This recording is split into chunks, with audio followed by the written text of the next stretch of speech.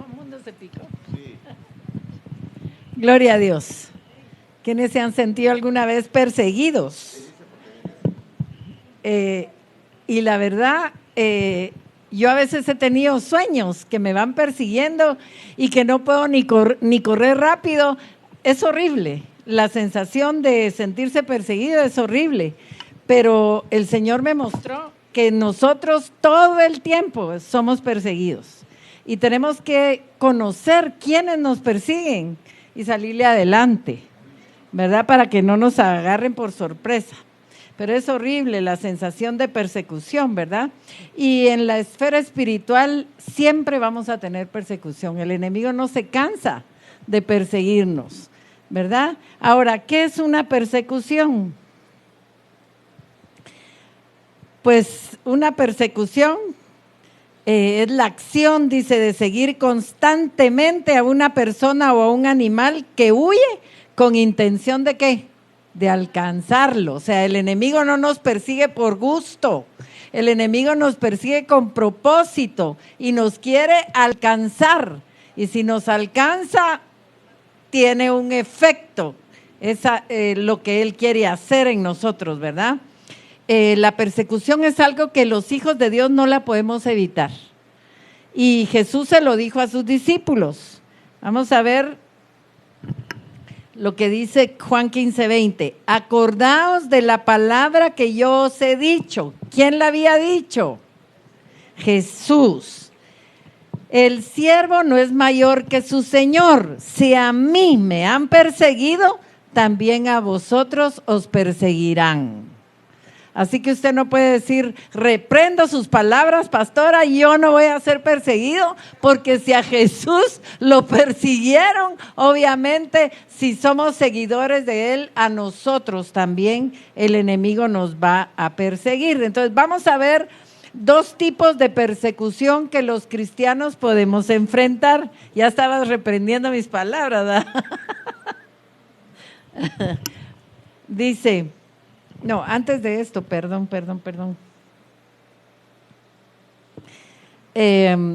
Existen dos tipos de persecución, hermanos, que nosotros tenemos que aprender y que saber. La persecución espiritual, esa es una. Y esa se manifiesta de diferentes maneras, en diferentes lugares y a través de diferentes acciones que el enemigo emprende en contra nuestra.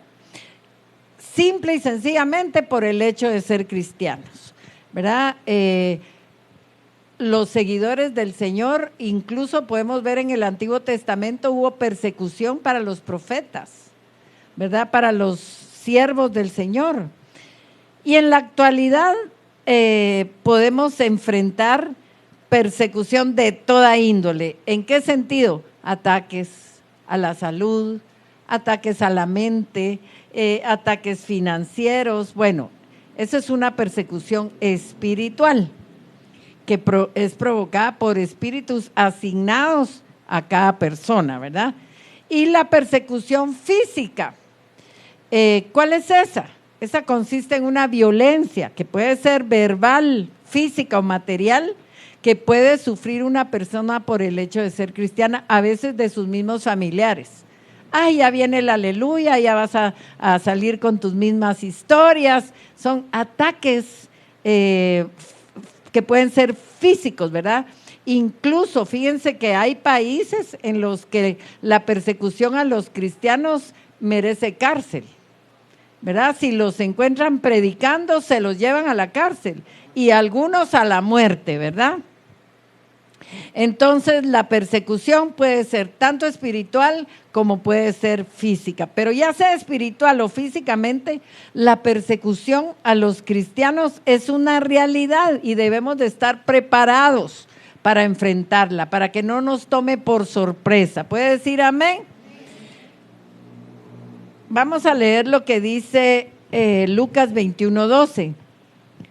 El Señor Jesús les habló a sus discípulos acerca de todos los acontecimientos del tiempo del fin. Y en el versículo 12 les dice, pero antes de todas estas cosas os echarán mano y os perseguirán y os entregarán a las sinagogas y a las cárceles y seréis llevados ante reyes y ante gobernadores por causa de mi nombre. O sea que además de la persecución espiritual que mantenemos, va a haber un tiempo de persecución literal a los cristianos, ¿verdad? Tenemos que saberlo para que nosotros podamos estar fuertes, como estuvieron los discípulos del Señor, ¿verdad? Entonces, en términos espirituales, el enemigo no va a dejar de perseguirnos. ¿Y por qué creen ustedes que el enemigo nos persigue tanto? Pues obviamente porque somos sus fugitivos. Dice la palabra que estábamos antes bajo la potestad de las tinieblas. Y cuando somos sacados de la potestad de las tinieblas, es como preso, se fugó, ¿verdad? Y el enemigo va a alistar todo lo que puede, todas sus fuerzas para perseguirnos y darnos alcance con el fin de regresarnos a donde estábamos, ¿verdad? Eso es lo que, o con orden de captura. ¿Ustedes vieron El Fugitivo alguna vez? Porque hubo serie El Fugitivo, pero hubo película. Y ese hombre quería probar su inocencia y todo el tiempo era perseguido, pero lo interesante de esa película es que el perseguidor no se daba por vencido. Ya lo querían dar por muerto y él decía, no, es que lo tengo que agarrar, este no está muerto, ¿verdad? Y así trabaja el enemigo en nuestra contra. Ahora, como nosotros somos fugitivos del enemigo, y note aquí lo que yo les estaba diciendo, ¿verdad? Dice, el cual nos ha librado de la potestad de las tinieblas y trasladado al reino de su amado Hijo. Ahora, ¿qué significa tener potestad? Tener potestad significa poder o autoridad que alguien tiene sobre una persona o una cosa. Quiere decir que el enemigo tenía poder y autoridad sobre nosotros cuando no estábamos en Cristo. Antes de ser trasladados al reino del Hijo, nosotros estábamos bajo la potestad, o sea, autoridad y poder del enemigo. Entonces, el enemigo tenía una potestad sobre nosotros y esa potestad la pierde cuando nosotros nos rendimos a Jesucristo y le entregamos nuestros pecados, ¿verdad? En ese momento él pierde esa autoridad. Pero ¿sabe una cosa? Que no se resigna. El enemigo no se da por vencido tan rápidamente como a veces nosotros nos damos por vencidos. Él, mire, sigue y sigue insistiendo y lucha para que regresemos a las tinieblas. Y para lograr ese propósito, él utiliza varios perseguidores, entre ellos 3 de los cuales vamos a hablar hoy, que son el tentador, el acusador y el perseguidor de los derechos legales. Entonces vamos a ver acerca de el tentador. Miren, el Señor me tuvo toda la semana acosándome con el tema, porque tal vez yo estaba comiendo, ya se me había olvidado y ¡tas! Me venía una idea y tenía que tomar nota antes de que se me fuera a olvidar, ¿verdad? Así que estoy convencida que esta es una palabra para hoy, para los que están conectados, para usted que está aquí, para los que se van a conectar en diferido. Y bendecimos al Señor que nos habla y nos advierte, ¿verdad? Dice la palabra, cuando alguno es tentado, no diga que es tentado de parte de Dios, porque Dios no puede ser tentado por el mal, ni Él tienta a nadie. Mateo 4:3 dice, y vino a Él, ¿quién? El tentador. Y le dijo, si eres hijo de Dios, di que estas piedras se conviertan en pan. Mira, una estrategia bélica que a mí me sorprendió cuando lo leí, es la del asedio. Y el enemigo nos asedia, nos persigue, nos asedia, ¿verdad? Y entonces quiero que leamos lo que nos dice Hebreos 12:1, porque esa es la labor del tentador. Dice, por tanto nosotros también, teniendo en derredor nuestro tan grande nube de testigos, despojémonos de todo peso y del pecado que ¿qué? Nos asedia y corramos con paciencia la carrera que tenemos por delante. Fíjense que el asedio es una operación militar, es una estrategia en que un ejército o grupo armado rodea un campamento, lo sitia para que nadie pueda entrar, nadie puede salir, hasta llevarlos a la desesperación y que ellos se rindan, ¿verdad? Es un estado de sitio. La estrategia del asedio, que espiritualmente es utilizada por el tentador, consiste en un bloqueo prolongado sobre una fortaleza, una ciudad amurallada o un castillo. Usted puede leer toda una historia de estado de sitio en 2 Reyes 6:14, cuando Samaria fue sitiada por los asirios, ¿verdad? Pero ¿qué es lo que el enemigo pretende con el asedio? Debilitarnos. Y cuando el enemigo empieza a presentarnos y a asediarnos con el mismo pecado y con el mismo pecado, hay personas, por ejemplo, que tienen la debilidad de, ¿qué le diré yo? De sacarle dinero a las personas con cierto engaño. Entonces el enemigo no quiere que deje esa costumbre, entonces comienza a acercarlos y les estorba todo aquello que puede ser bendición económica para sus vidas, hasta que el otro diga, voy a volver a hacer la misma estrategia, ¿verdad? Esa es una. Pero fíjense que yo recuerdo que cuando recién comenzó el ministerio, llegó un matrimonio y la esposa había practicado la prostitución por años. Era muy bonita, pues tenía joyas, tenía esto y pues se vestía muy bien. Y resulta que cuando ella se entregó al Señor, vino el asedio. Comenzaron a tener problemas económicos horribles. Empezamos a orar por ellos, se quebrantaban maldiciones, bueno, ya no sabíamos ni qué hacer. De repente, como al año, se ausentaron y los fuimos a buscar y resulta que la fulanita volvió a las andadas. Es que, ¿qué podía hacer, pastor? Si no teníamos sustento, no teníamos para pagar los colegios, bueno, todas las justificaciones a causa del asedio. El tentador no la dejó en paz hasta que regresó tristemente a las tinieblas y esta es la fecha en que no volvimos a saber de ella. Alguien me dijo que se fue de regreso a su país, Nicaragua, pues allá estará. Pero hay gente que cede ante la tentación por el asedio, ¿verdad? Y por eso el Señor nos manda a perseverar, por eso Él dice, el que persevere hasta el fin, este será salvo, porque Él sabe que somos perseguidos en diferentes áreas, pero para cada persecución hay una salida, hay una solución, ¿verdad? Y fíjense que pensar en esa táctica me ilustra la forma como el enemigo trabaja en contra nuestra, ¿verdad? Sí, se cortan todas las líneas de abasto para nosotros, ¿verdad? Entonces, ahora tenemos un problema serio y es que fíjense que el pecado mora en nosotros, decía Pablo, ¿verdad? Dice, de manera que ya no soy yo quien hace aquello, sino el pecado que mora en mí.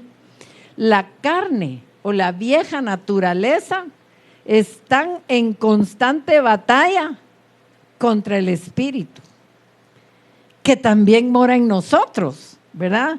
Y ¿desde cuándo mora el espíritu en nosotros? Desde el nuevo nacimiento. Ahí empieza la batalla. Y notemos lo que nos dice Pablo en Gálatas 5:16. Digo pues, andad en el espíritu. Miren, cuando uno anda en el espíritu, uno mismo se da cuenta lo que todavía está fuerte en uno. Y si uno anda en el espíritu, uno quiere ser limpiado, uno lo quiere entregar, uno no quiere tener aquella inclinación, ¿verdad? Dice, y no satisfagáis los deseos de la carne. ¿Se ha puesto usted a pensar que la carne, así como los niños chiquitos piden y piden y piden y piden, que usted le puede decir a la carne que no? Porque aquí dice, no satisfagáis. ¿Qué es satisfacer? Darle gusto, complacer, ¿verdad? Pero nosotros le podemos decir a la carne, no te voy a dar eso que me estás pidiendo, ¿verdad?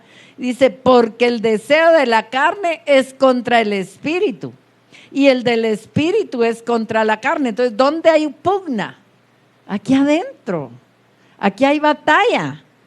Dice, y estos se oponen entre sí para que no hagáis lo que quisierais. ¿Qué decía Pablo? ¿Usted se recuerda? ¿Por qué no hago el bien que quiero y el mal que no quiero hacer? Eso es lo que hago. ¿A alguien le ha pasado eso? Porque hay una batalla, hay una constante lucha. ¿Y quién está atrás de usted cuando tiene esa lucha? El tentador, ¿verdad?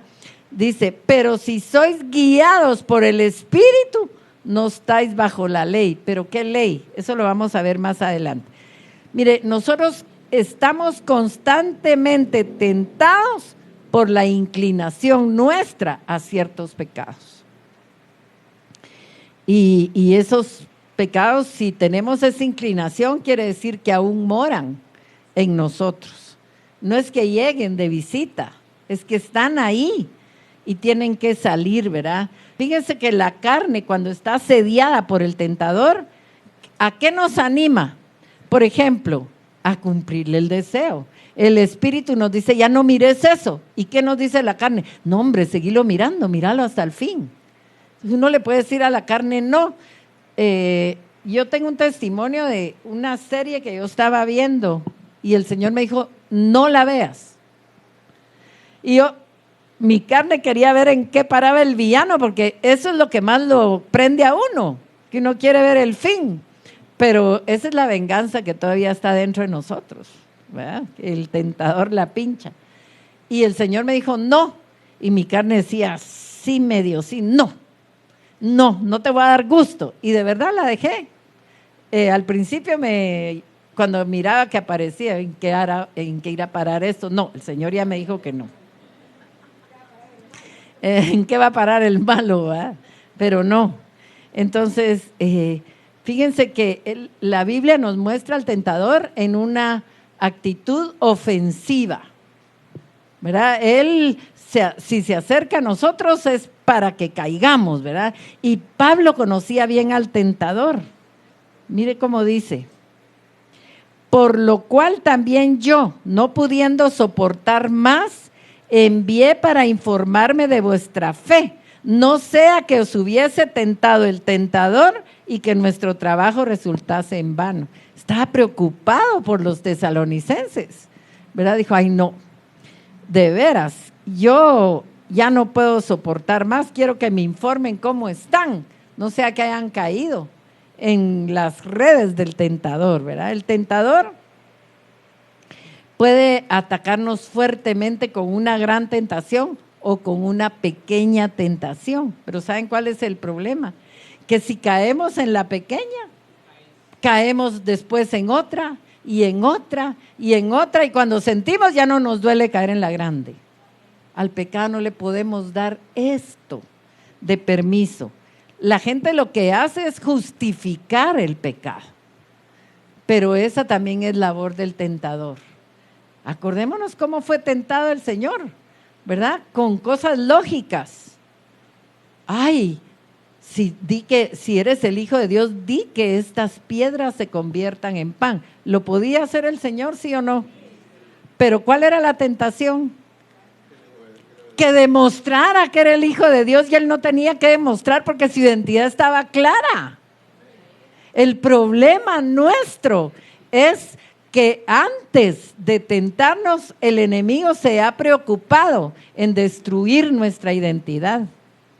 Desde el vientre comienza a trabajar en nuestra contra para que no tengamos una identidad, primeramente con el papá de la tierra, con la mamá de la tierra. Entonces, ¿qué pasa después? Nos cuesta tener la identidad en Dios, ¿verdad?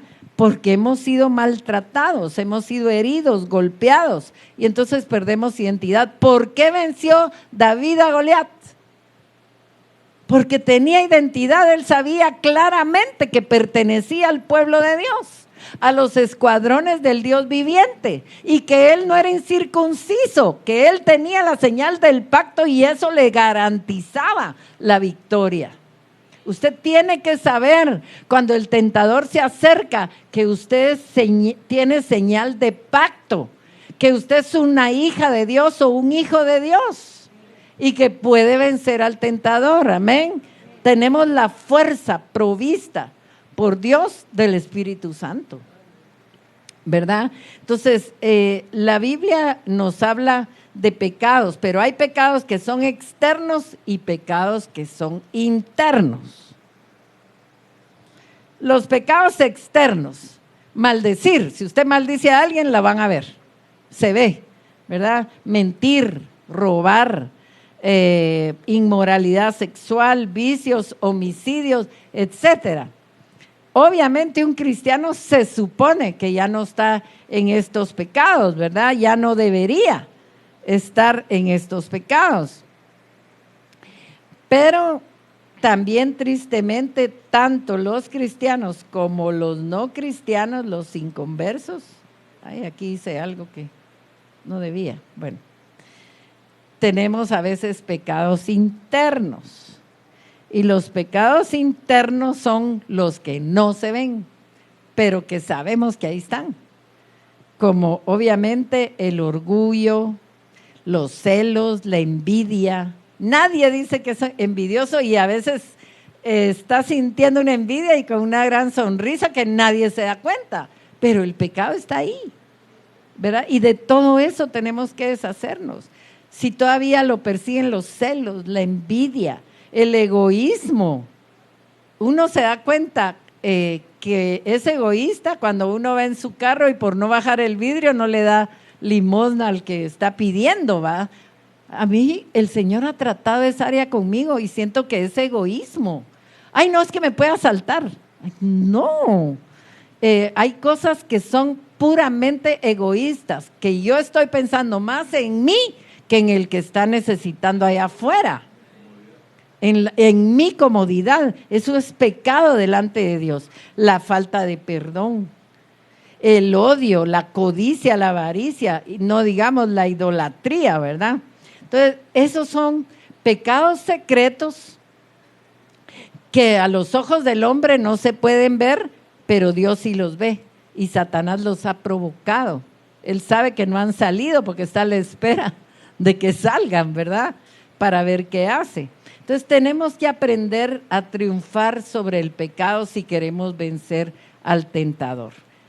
Cada cristiano tiene algún pecado que le asedia. Si no es el carácter, pueden ser los celos, pero todo tiene que ver con la sanidad del corazón. Si su corazón todavía está enfermo por el maltrato que vivió, si Jesús no ha pasado por ahí, usted tiene la tendencia a ser celoso, porque inconscientemente piensa que va a ser abandonado, piensa que va a ser traicionado, piensa que no lo aman, ¿verdad? Por eso es tan importante que el Señor sane nuestro corazón. La iglesia está llena de corazones enfermos y son pocos los que piden que el Señor los sane, ¿verdad? Entonces, vamos a ver cómo podemos vencer al tentador. En primer lugar, vamos a ver 4 puntos que lo vamos a ir analizando. En primer lugar, depender de nuestra muerte con Cristo, de la vida de Cristo, armarnos con la palabra de Dios y no hacerle caso a la carne. Ahora, vamos a considerar esas cosas. ¿Qué es depender de nuestra muerte con Cristo? Como cristianos, ustedes y yo fuimos rescatados ¿de dónde? Del reino de las tinieblas, donde ¿qué reina? El pecado y la muerte, ¿verdad? Ahora, ¿cómo fuimos liberados? Nosotros fuimos liberados por nuestra muerte con Cristo. Dios nos puso en Cristo sobre la cruz y vamos a ver lo que dice Romanos 6:6. Eso no lo tengo aquí, así que obligadamente abra su Biblia. Romanos capítulo 6, verso 6. Y dice así: sabiendo esto, que nuestro viejo hombre fue crucificado juntamente con él, para que el cuerpo del pecado sea destruido, a fin de que no sirvamos más al pecado. ¿Cuál es el secreto? Ir muriendo, crucificarnos, ya fue decretado, ya está escrito aquí. Lo que tenemos que hacer es hacerlo vida, ¿verdad? Crucificar esa carne, porque aquí dice que nuestro viejo hombre fue crucificado. Entonces, ¿por qué lo queremos soltar como el pueblo soltó a Barrabás? ¿Verdad? Cuando usted obedece a la carne, usted está soltando al que debiera estar crucificado. Amén. Entonces, cuando nosotros decidimos crucificar la carne, el tentador va a tener menos chance de realizar su trabajo, ¿verdad? Vamos a ver lo que dice Efesios. Aquí la tenía. Sabiendo esto, que nuestro viejo hombre fue crucificado, ¿verdad? Para que no sirvamos más al pecado. Y mire lo que dice Colosenses 1, 12 y 13, dando gracias al Padre, el cual nos ha librado de la potestad de las tinieblas y trasladado al reino de su amado Hijo. Ahora, el reino del Hijo de Dios, ¿qué quiere decir esto?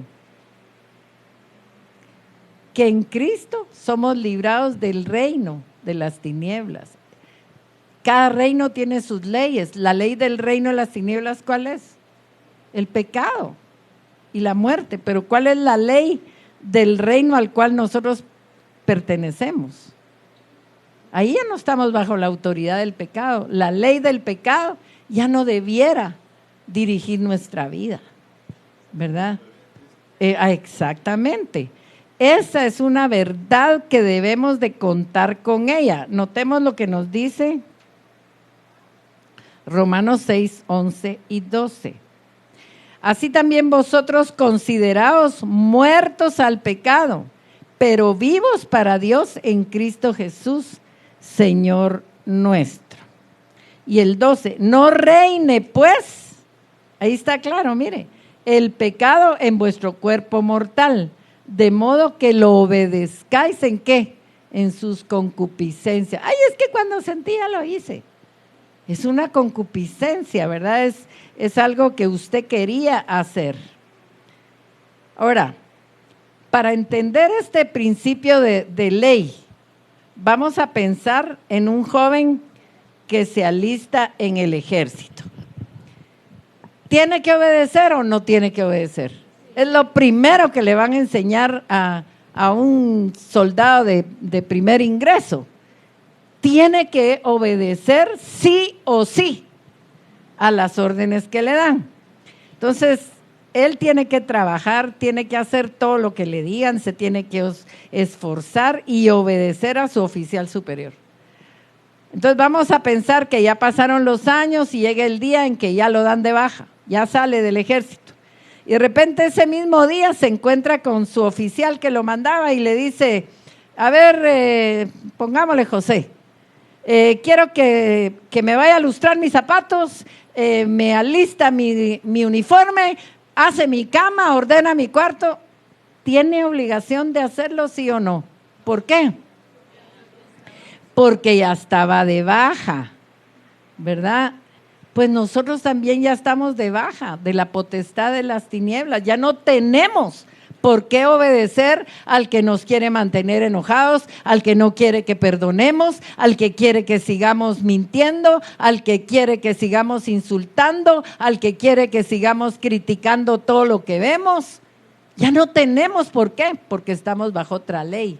Diga, yo ya fui dado de baja del reino de las tinieblas. Amén. Ahora, ¿qué es lo que va a utilizar el tentador con más fuerza? nuestra propia concupiscencia. Mire lo que dice, sino que cada uno es tentado cuando de su propia concupiscencia es atraído y seducido. ¿Qué es lo que va a traer a usted al pecado? La concupiscencia, esa debilidad, llamémosle así, porque a veces la gente no entiende qué es concupiscencia, pero es una inclinación, es una debilidad que tienen ciertas personas que el Señor Jesucristo puede llenar. Ay, es que no podía estar sola y por eso caí en fornicación. ¿Por qué no podía estar solo? ¿Quién le dijo que estaba solo? ¿Quién se lo dijo? El tentador. Tenés derecho, mijito, es que estás solo. Búscate una que sí te comprenda, ¿verdad? Y entonces ahí van como cordero al matadero, no, como buey al matadero. Cabal. Entonces nosotros tenemos algo aquí adentro que siempre está tratando de arrastrarnos al pecado. Y la Biblia lo llama la ley del pecado que está en mis miembros, dice. O sea, adentro de nosotros está una ley de pecado. Ahora, ¿podemos vencer esa ley del pecado con nuestra propia fuerza? No. Les doy la mala noticia que si usted está confiando en que no, ya no lo vuelvo a hacer, pero no le pide al Señor el poder para no hacerlo, usted lo va a volver a hacer. Porque en sus fuerzas no se puede.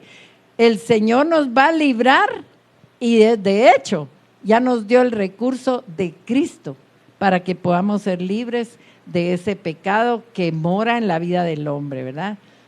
Su vida, la vida de Cristo es la que vence el pecado y la muerte en nosotros. Pensemos en la ley de gravedad. Nosotros sabemos que la ley de la gravedad, ¿qué es lo que hace? Atraernos, ¿verdad?, hacia abajo. ¿Está funcionando? Está funcionando. Nos mantiene fijos a nosotros sobre la tierra y no podemos volar sin un aparato mecánico, nosotros. Ahora, ¿las aves están sujetas a la gravedad? Sí, porque las aves se pueden caer. Dice que no cae un pájaro sin su padre. O sea que sí pueden caer, pero ellos tienen un mecanismo que vence la ley de la gravedad a través del vuelo, ¿verdad? Es una clase de vida que supera la ley de la gravedad. Entonces, la vida de un ave es volar. Fueron dotados y el Señor nos ha dado alas para volar por encima del pecado en la esfera espiritual. El pecado va a seguir ahí, pero usted puede ponerse por encima y someterlo. Amén. Entonces, la ley de la vida en Cristo es vencer el pecado, es ponernos sobre él. La vida nueva siempre va a triunfar sobre el pecado, sea el que sea. Y aquí está lo que decía Julito. La nueva vida en Cristo nos liberta. La ley, ¿qué dijimos que era ley? Algo que se tiene que cumplir, como la ley de la gravedad, que funciona, que está activa. La ley del Espíritu de vida en Cristo Jesús me ha librado de la ley del pecado y de la muerte. Entonces, ¿qué necesitamos? Conocer nuestros recursos. Si tenemos una ley del Espíritu de vida en Cristo Jesús, estamos seguros que esa ley nos va a librar de la ley del pecado. Amén. Eso es glorioso, hermanos. Denle un aplauso al Señor. Pero hay una condición que tenemos que cumplir si queremos que la vida de Cristo venza el pecado en nosotros. Tenemos que confiar en que Él lo hará. Amén. También vimos que otro recurso que el Señor nos da es el de armarnos con la palabra de Dios. Y el Señor nos ha dado esa arma y constantemente lo decimos y usted constantemente lo oye. Ahora, ¿lo usa realmente? Porque nosotros escuchamos casi en todas las prédicas que la palabra de Dios es una espada y penetra hasta lo profundo, hasta separar, dice, el alma del espíritu. Pero realmente la sabemos usar. Mire, el Señor obviamente nos ha dejado el arma poderosa de la oración, pero esta arma de la palabra dice, y tomad la espada del Espíritu, que es la palabra de Dios. ¿Con qué venció el Señor Jesús al tentador? Con esa espada, ¿verdad? Pero fíjense que es importante conocerla, porque si nosotros notamos, el Señor Jesús el Salmo 23 es palabra de Dios, pero cuando el tentador vino a él no le dijo, el Señor es mi pastor, nada me faltará. Él le dijo la palabra que era la adecuada, y eso es lo que tenemos que aprendernos. Por eso es importante memorizar versículos. Es bien importante memorizar la palabra en lo más que podamos. Y cuando nosotros estamos constantemente estudiando, estamos leyendo, estamos meditando, el Señor nos empieza a hablar y se empieza a grabar. Todo lo que usted ha oído de palabra ya está en usted, ¿verdad? Pero lo que pasa es cuando no la oímos atentamente, vienen las aves del cielo y se la roban. ¿A alguien le cuesta retener la palabra profética? ¿Alguien que me diga la palabra profética de hoy? Ah, muy bien. Solo levante la mano los que sí la recuerdan. Ah, sí, son bastantes. La de hoy estaba fácil, dice Julito. Sí, es que hermanos, necesitamos en todo tiempo llenarnos de la palabra, porque la palabra es la que nos va a ayudar a batallar, ¿verdad? ¿Qué le dijo el Señor al enemigo cuando le cuando le ofreció todos los reinos? ¿Qué le dijo? Vete, Satanás, porque escrito está, al Señor tu Dios adorarás y a Él solo servirás. Señor Jesús venció a Satanás porque tenía la Biblia aquí y aquí, y porque la vivía. Necesitamos aprender a vivirla, amén. Bueno, dejemos en paz ya al tentador, porque ya sabemos cómo vencerlo, ¿verdad? Nos vamos a ir al siguiente perseguidor, que es el acusador.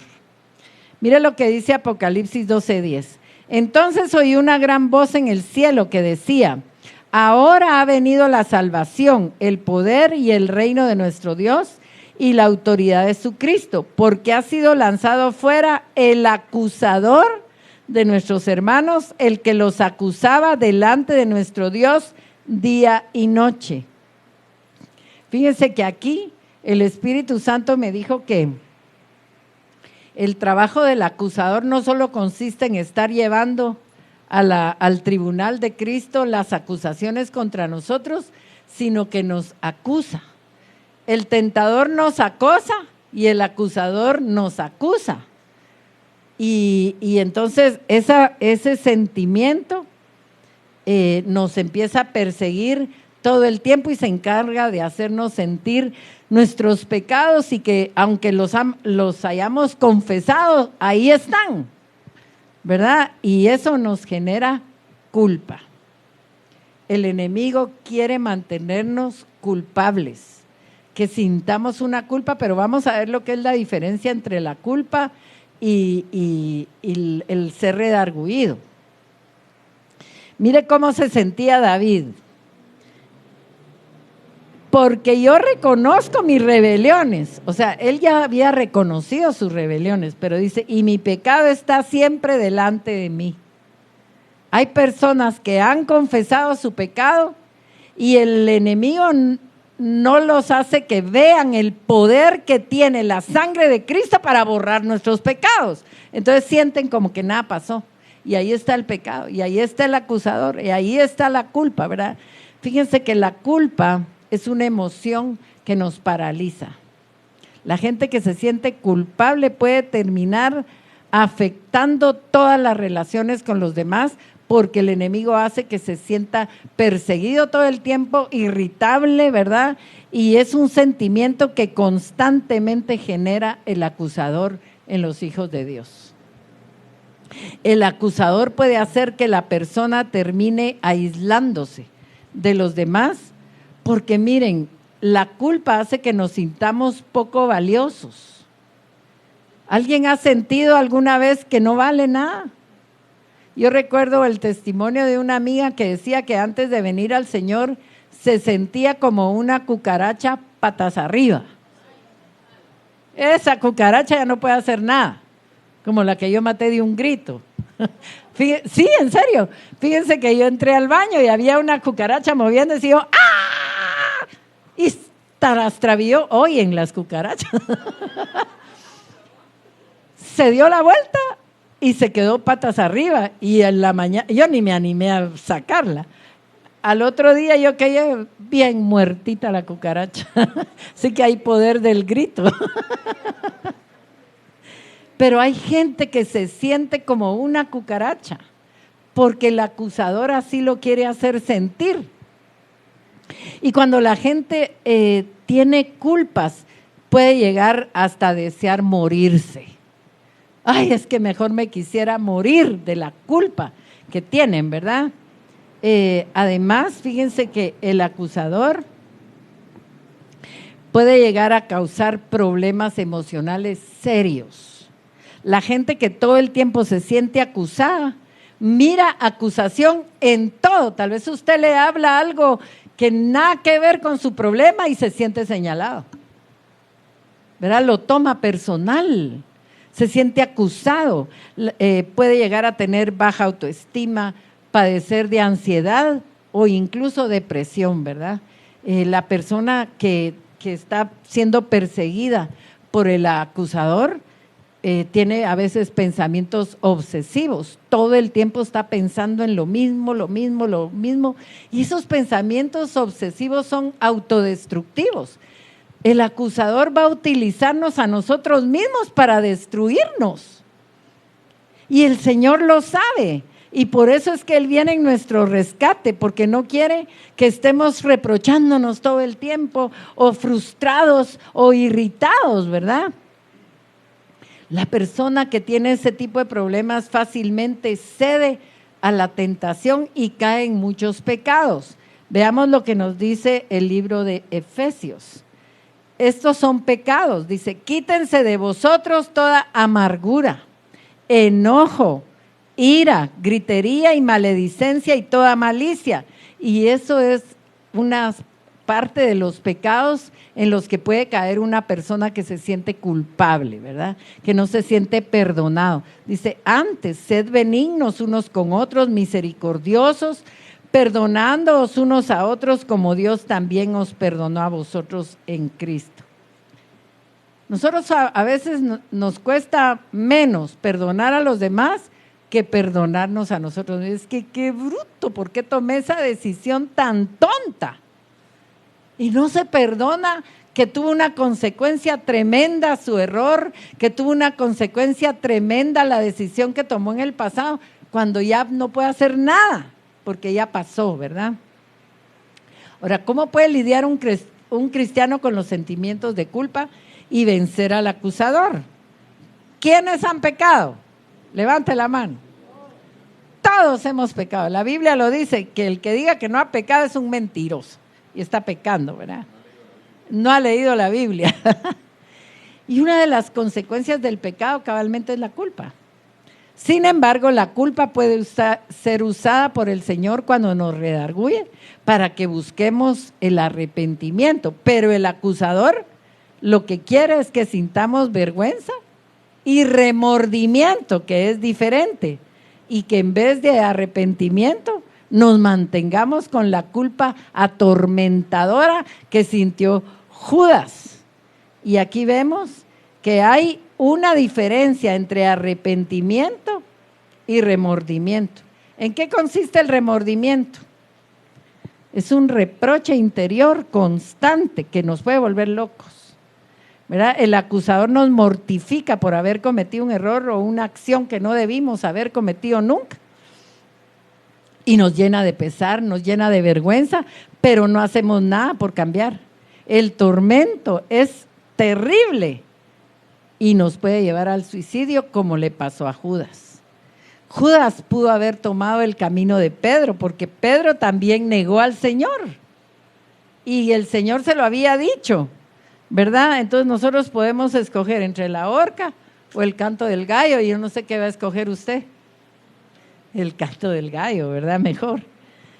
La Biblia dice que el Espíritu Santo, cuando venga, nos va a convencer al mundo, dice, de pecado, de justicia y de juicio, ¿verdad? Entonces, a veces el Espíritu Santo es el que está trabajando, pero una vez confesado un pecado, usted tiene que creer que el Señor lo perdonó y que agarró ese pecado y lo tiró al fondo del mar. ¿Para qué? Para nunca más recordar. ¿Por qué tiene usted que estar recordando? Es que si yo no hubiera dicho tal cosa, es que si yo no hubiera hecho tal otra. Si ya lo confesó y el Señor ya lo perdonó, con no volverlo a hacer, usted está perdonado. Amén. Esa es la salvación. Ese es el gozo que produce la salvación. Amén. La palabra de Dios también nos redarguye, porque dice que toda escritura es inspirada por Dios y útil ¿para qué? Para enseñar, para redarguir, para corregir y para instruir en justicia. Aprendas ese texto de memoria, ¿verdad? Al momento en que una persona se vuelve del pecado y pone su fe en Cristo, olvídense. Y miren para qué nos sirve la conversión, el arrepentimiento. Dice, así que arrepentíos y convertíos. Es que no basta solo con arrepentirse, hay que hacer algo, hay que dejar de hacerlo. ¿Qué es convertirse? Cambiar, ¿pero a qué? A algo de más valor, ¿verdad? Algo de más valor. ¿Y qué es de más valor en su vida? La vida en Cristo. Pero Él nos ofrece una vida nueva, pero mire, dice, arrepentíos y convertíos para que sean borrados vuestros pecados. Si no hay conversión, no se borran, ¿verdad? Para que vengan de la presencia del Señor tiempos de refrigerio. Y Él envía a Jesucristo, que os fue antes anunciado. Entonces, nosotros necesitamos estar convencidos de esta palabra. 1 Corintios 6, 9 al 11. ¿No sabéis que los injustos no heredarán el reino de Dios? No erréis, ni los fornicarios, ni los idólatras, ni los adúlteros, ni los afeminados, ni los que se echan con varones, ni los ladrones, ni los avaros, ni los borrachos, ni los maldicientes, ni los estafadores heredarán el reino de Dios. Y mire pero qué lindo lo que dice aquí. Y esto erais algunos, mas ya habéis sido lavados. Cuando usted confesó su pecado, fue lavado. Ya habéis sido santificados. ¿Quiénes son santificados? Nosotros. Y ya habéis sido justificados. Entonces fuimos lavados, santificados y justificados en el nombre del Señor Jesús y por el Espíritu de nuestro Dios. Ya nadie tiene el derecho de acusarnos, pero el acusador no se da por vencido, ¿verdad? Y quiere que no valoremos el sacrificio de Cristo. La salvación es por gracia, y la gracia, ¿qué hace? Perdona, ¿verdad? Cuando nosotros creemos firmemente esto, desarmamos al acusador. ¿A quiénes los ha perseguido alguna vez el acusador? Y empieza a sentir una cosa horrible, ¿verdad? Yo creo que todos, ¿verdad? Pero tenemos armas. La palabra de Dios nos dice cómo funciona el proceso de la salvación, ¿verdad? Miren, aún una persona, habiendo sido salva, puede cometer errores y puede cometer pecados. Pero cuando lo hace, Dios promete el perdón, porque vamos a ver una palabra que no es para los impíos. Mire cómo dice, hijitos míos. Entonces, ¿para quién es esa palabra? Estas cosas os escribo para que no pequéis. Y si alguno hubiere pecado, ¿qué dice? Abogado tenemos para con el Padre, a Jesucristo el justo. ¿Quiénes creen que Jesucristo está todo el tiempo intercediendo por nosotros? Cuando usted comete un error, comete un pecado, corra a los pies del Señor.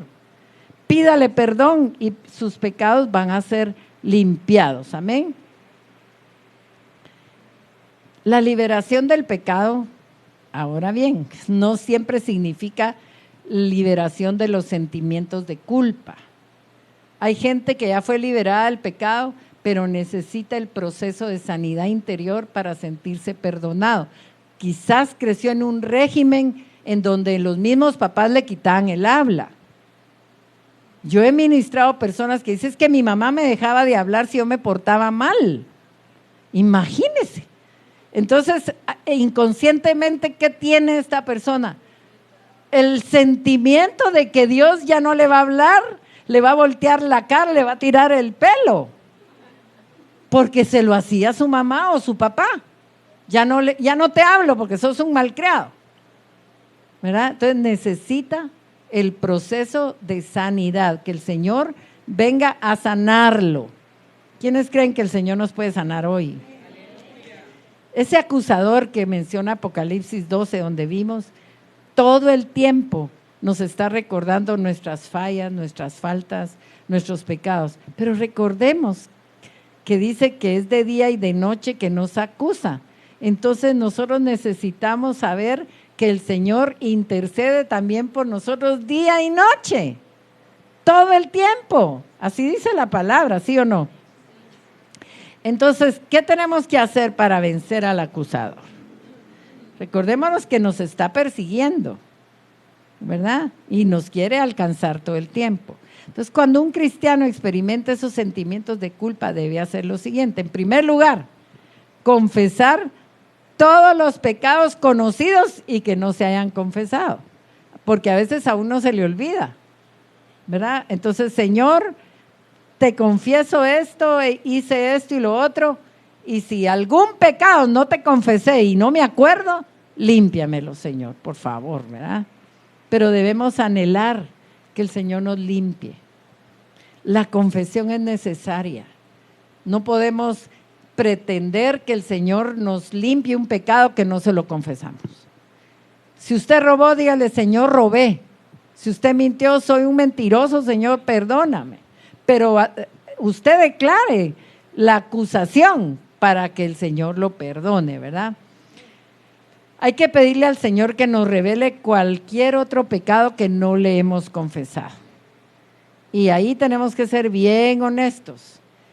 ¿Qué decía David? Examina, oh Dios, mi corazón y mira si hay en él, ¿qué? Iniquidad. Si nosotros nos examinamos, vamos a ser más considerados. Ay, no, pero es que eso yo lo hice porque yo tenía derecho de vengarme. Tú sabes, Señor, lo que me hicieron. Tenía derecho de quitarle el habla. Tenía derecho a no volverle a hablar en la vida.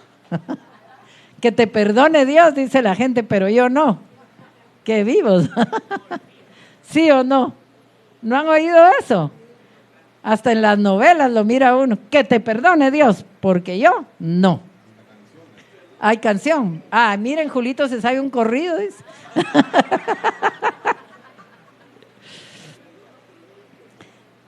Lo tercero, está en el mundo, pero no es del mundo, dice. Tenemos que confiar en la promesa de Dios de que Él perdonará nuestros pecados, ¿verdad? Miren, en ocasiones cuando surgen los sentimientos de culpa sobre pecados que ya confesamos y que ya abandonamos, hay que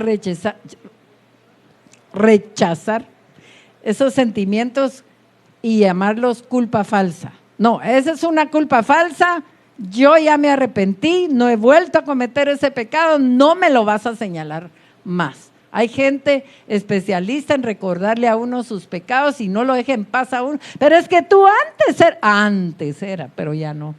Amén. La voz del diablo, sí. Yo recuerdo que en una liberación que estaba Guaito el enemigo le empezó a sacar trapitos al sol, pero de pecados que ya había confesado. Y él le dijo, pues yo también te voy a recordar tu pasado y tu futuro, le dijo Baito, porque a ti te espera el lago de fuego y azufre y yo ya fui comprado para vida eterna. Tenemos que saber qué contestarle al enemigo. Y lo último, hay que reprender al acusador. Hay que pedirle al Señor, ¿verdad?, que nos restaure el gozo de la salvación. Si nosotros todo el tiempo estamos aceptando al acusador, ay, no se va a ir. Pero no, te reprendo, esa culpa es falsa. Amén. Bueno, vamos a ver, vamos a seguirnos rapidito. Hoy era el tiempo del Evangelio eterno en este púlpito. El tercer perseguidor es un vigilante o buscador de derechos legales, que pueden ser los espíritus familiares. Julito ya dio un estudio bien completo del espíritu familiar. ¿Y quiénes recuerdan que ese espíritu es un espía? Está tomando nota de todo lo que pasa en el seno familiar. ¿Para qué? Para pasarle el chisme al acusador. Definitivamente, ¿verdad? ¿Quiénes saben qué quiere decir familia? Familia viene del latín familiaris y significa grupo de personas normalmente unidas por lazos de sangre o legales que conviven y tienen un proyecto de vida en común. Pues ahí le gusta estar a los espíritus familiares. Y cuando se refieren a los espíritus familiares, fíjense que en las Biblias en español no aparecen en la King James aparece la palabra espíritus familiares, pero eso se refiere a un espíritu asignado que los hechiceros y los ocultistas invocan para que les haga favores, como un sirviente de ellos, ¿verdad? A ese se le llamaba espíritu familiar. Ahora vamos a ver lo que nos dice cabal Levítico 19:31 en español en la Biblia latinoamericana. Dice, no os volváis, la Biblia de las Américas, perdón, no os volváis a los medium ni a los espiritistas, ni los busquéis para ser contaminados por ellos. Yo soy el Señor vuestro Dios. Sin embargo, notemos cómo dice la versión, si la traducimos, la King James. No consideres o des tu atención a los que tienen espíritus familiares, ni busques a los magos para ser contaminado por ellos. Yo soy el Señor tu Dios. Entonces, según el pecado más practicado en el seno familiar, el espíritu familiar se fortalece. Y hay familias en las que han dejado que el espíritu de violencia pase de generación en generación y hasta muy orgullosos. Soy de Zacapa, tierra caliente. Y si hay de Zacapa, perdonen. Pero se sienten orgullosos de ser violentos y tener carácter invencible, ¿verdad? Espíritus familiares que han estado no solo en la familia, sino en la región, ¿verdad? Influenciando con violencia. Hay familias en las que el robo se ha practicado a saber desde cuántas generaciones y la gente tal vez ya no practica el robo, pero está endeudada hasta el cuello y ese es el espíritu de robo, porque no pueden pagar. Y cuando usted no paga una deuda, ¿en qué se convierte? En ladrón. Es un robo, ¿verdad? Los espíritus familiares se fortalecen cuando la familia sigue practicando el mismo pecado. No necesariamente la brujería o la hechicería, que es de donde sale este título, ¿verdad? Pero los espíritus familiares están dentro del núcleo familiar o el oikos, como dice Julito, como dice el yogurt, como dice el griego. No quieren salir de ahí, ¿verdad? No quieren salir de ese clan en donde han habitado por generaciones. Exacto, y eso nos van a perseguir siempre si nosotros no los vencemos a ellos. ¿Cómo los podemos vencer? Con la administración. cada vez que pasamos por una administración, el espíritu familiar se debilita. Ya no puede tener acciones sobre aquella debilidad que nosotros teníamos. Fíjense que esos espíritus familiares van de generación en generación. Yo creo que en mi familia había un espíritu familiar por prácticas de ocultismo, porque aunque no se practicaba, había una inclinación de buscar que nos tiraran las cartas, que nos leyeran la bola, que los espiritistas, incluso habían familiares míos que tenían sueños que ellos mismos le llamaban premoniciones, lo que soñaban pasaba. Una tía mía contaba que ella se estaba lavando la cara y cuando levantó así, vio en el espejo la cara de un tío nuestro que estaba viviendo en Chile ensangrentada y dijo, el tío fulano se va a morir, algo le va a pasar. Y efectivamente al poco tiempo vino el telegrama o cable avisando que el tío le había dado una embolia. Pero ese tipo de revelaciones, premoniciones de las desgracias son los espíritus familiares, los que son activaciones, ¿verdad? Acuérdense que ellos están para cuidar esos dones que se adquieren a través de pactos con el enemigo y que en la gente que está metida en el ocultismo, ¿verdad? Entonces, los espíritus familiares nos van a perseguir siempre. Para eso necesitamos, miren, hay familias en donde siempre hay pecados sexuales. Y cuando sienten el hijo cayó en adulterio, el otro anda en fornicaciones. ¿Por qué? Porque el espíritu familiar no ha sido vencido en ese oikos, ¿verdad? En ese núcleo familiar. Entonces, ¿estamos claros? Yo creo que ya se estudió bastante acerca de los espíritus familiares. Ese es un perseguidor de derechos legales. Está viendo en qué cae uno para pasar el norte y que seamos sentenciados, ¿verdad?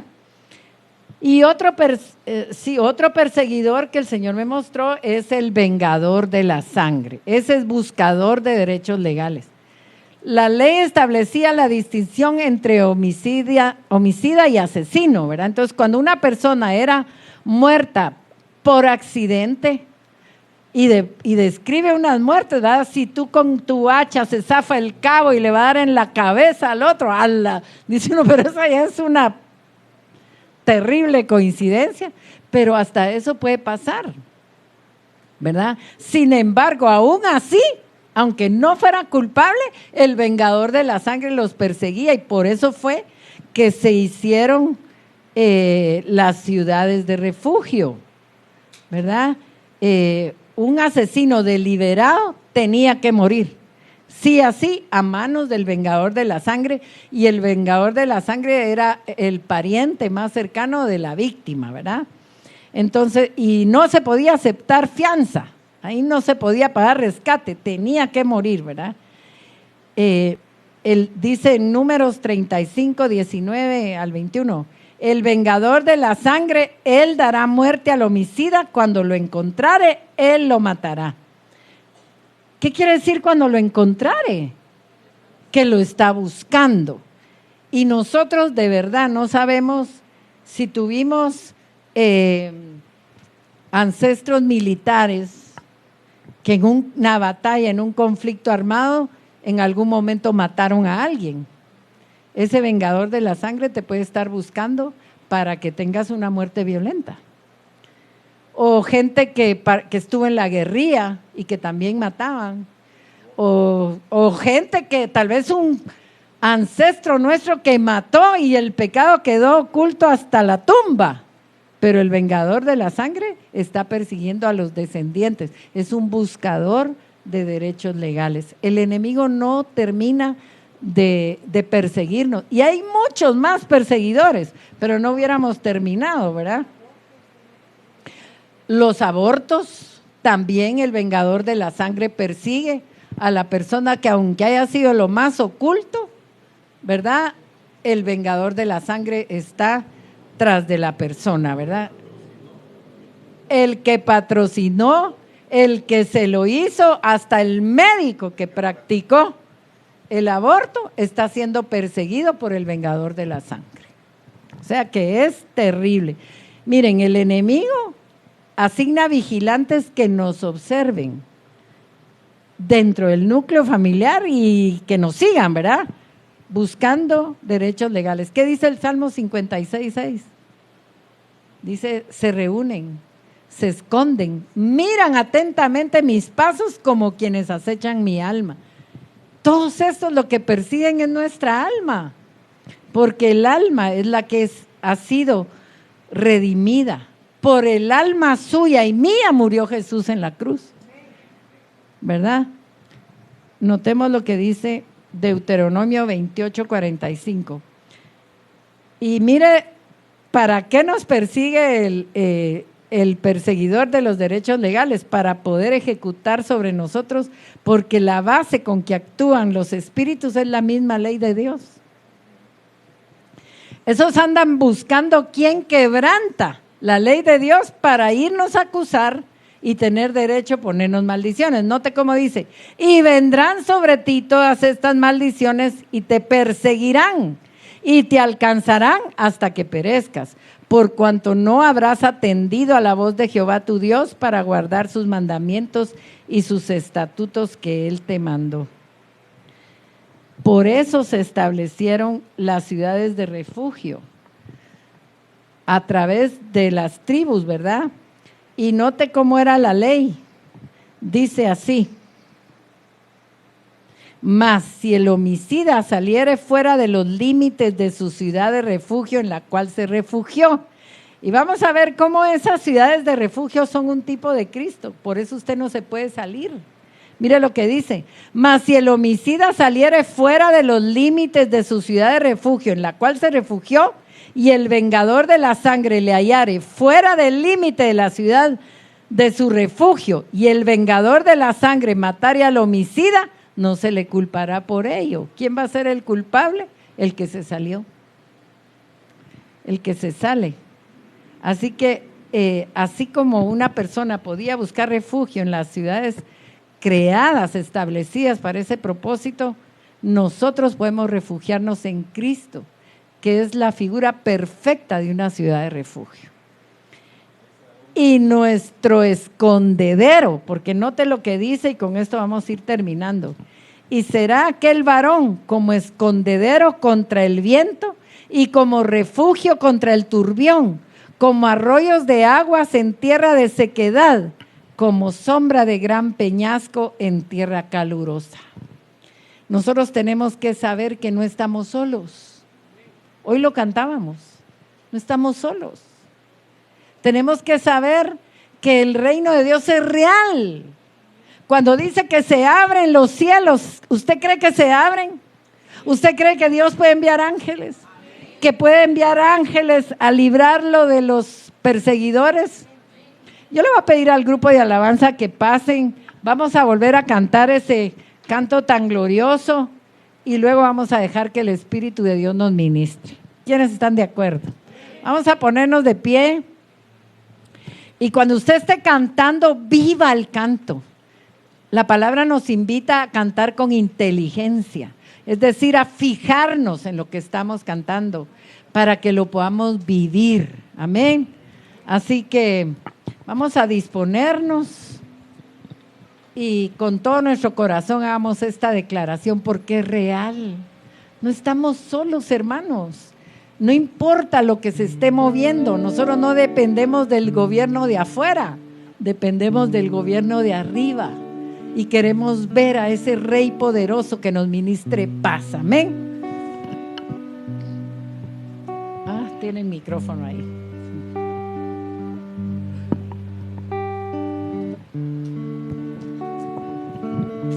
Gracias, Jesús.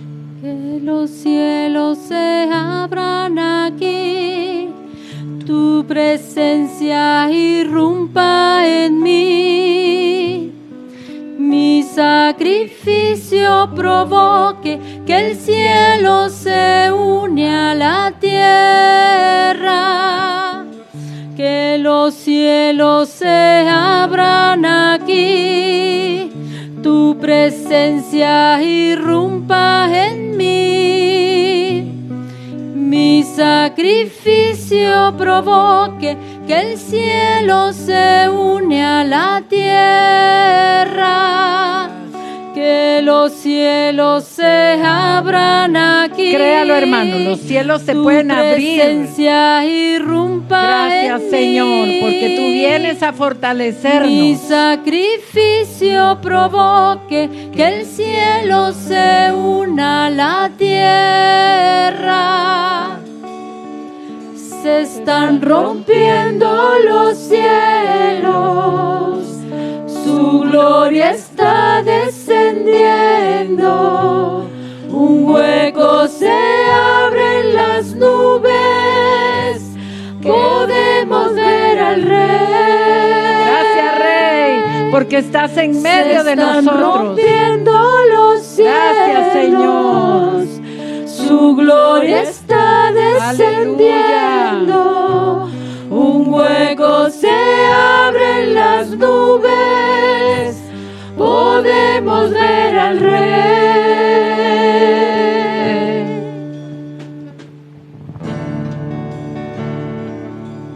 Aleluya. Gracias, Señor, por tus ejércitos. Gracias, Señor, porque tú inundas este lugar con tu presencia. Gracias, Rey bendito.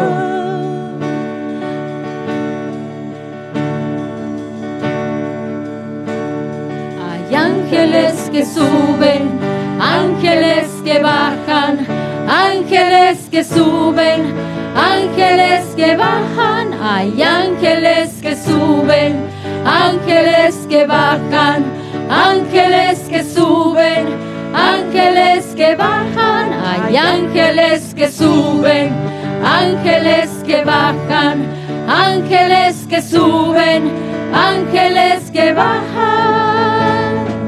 Oh Señor, si rompieses los cielos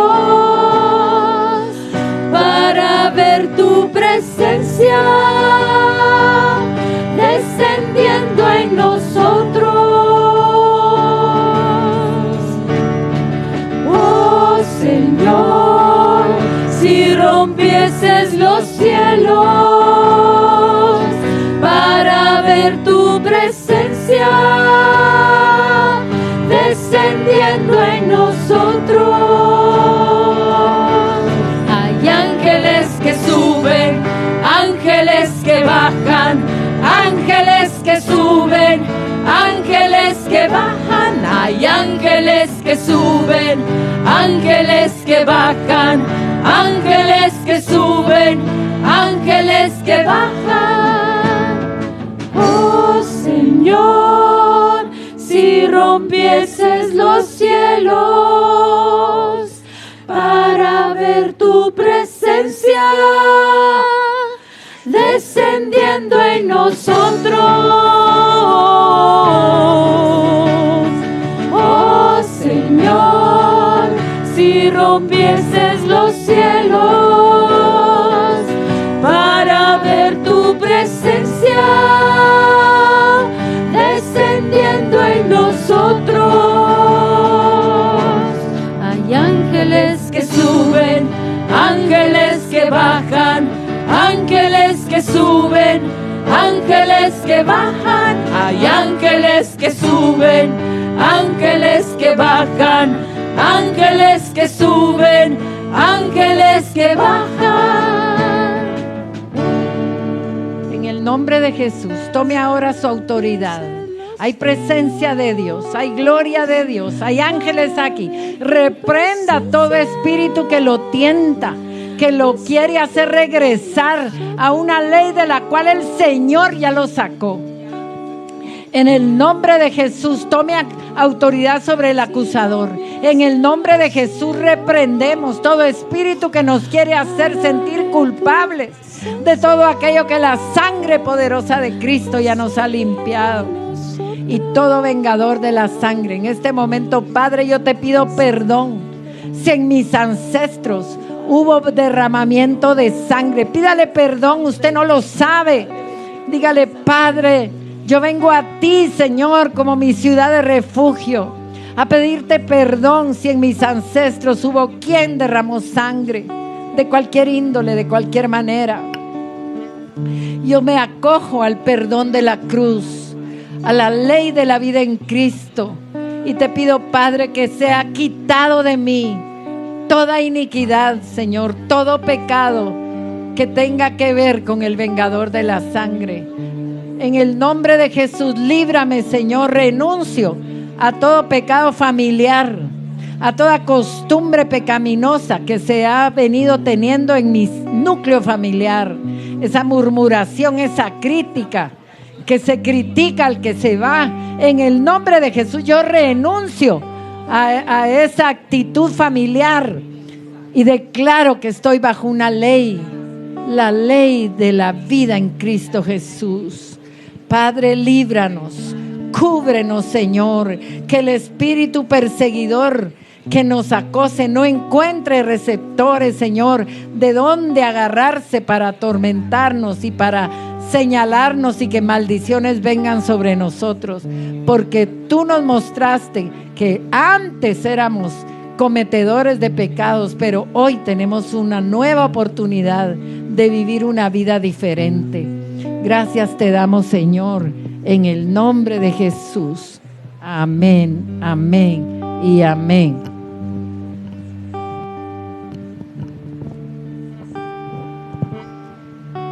Gloria a Dios. Si usted recibió del Señor en esta mañana, dele una ofrenda de palmas al que vive, al que reina por los siglos de los siglos.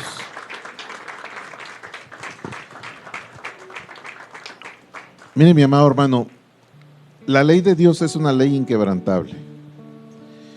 Y por ser una ley inquebrantable, el enemigo busca que nosotros la quebrantemos. Él sabe que es inquebrantable porque sabe que Dios no va a cambiar lo que Él ha escrito en relación a la consecuencia por quebrantar la ley.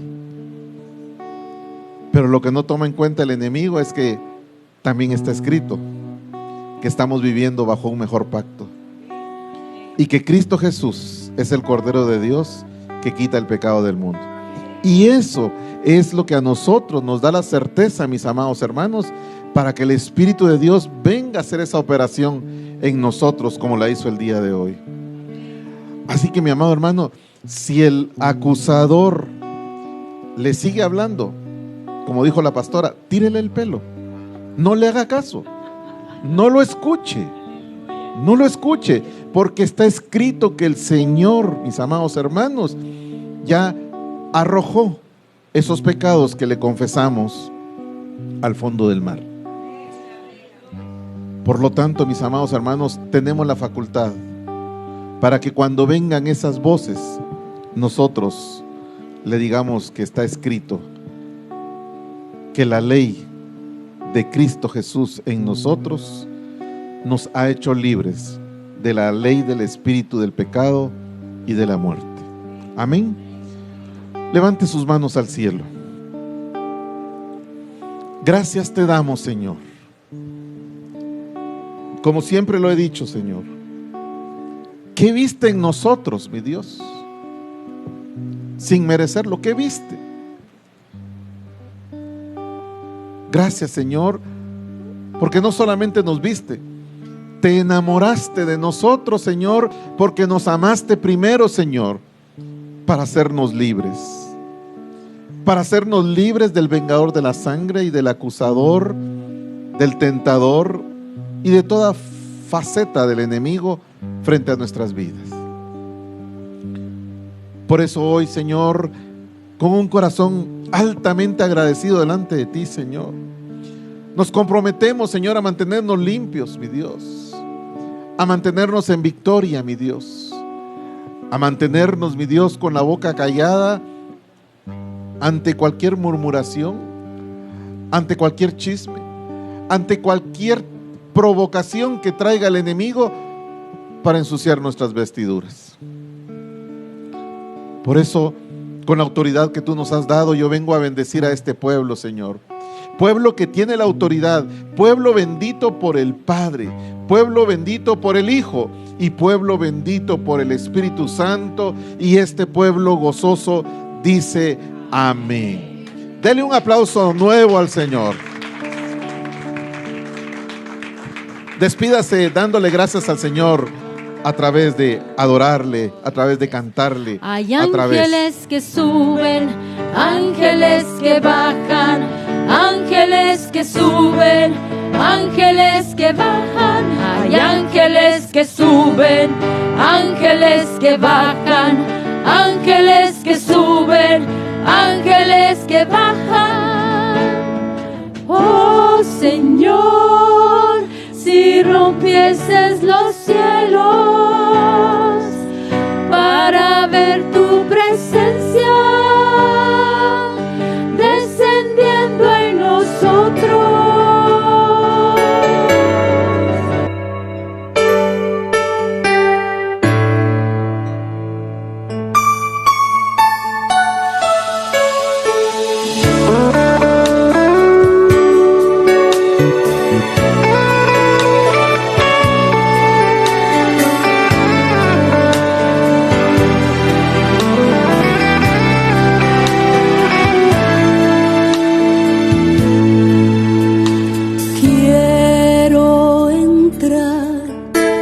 Tu santo lugar, permanecer en tu presencia. Permíteme estar postrada a tus pies para entregarte así todo mi ser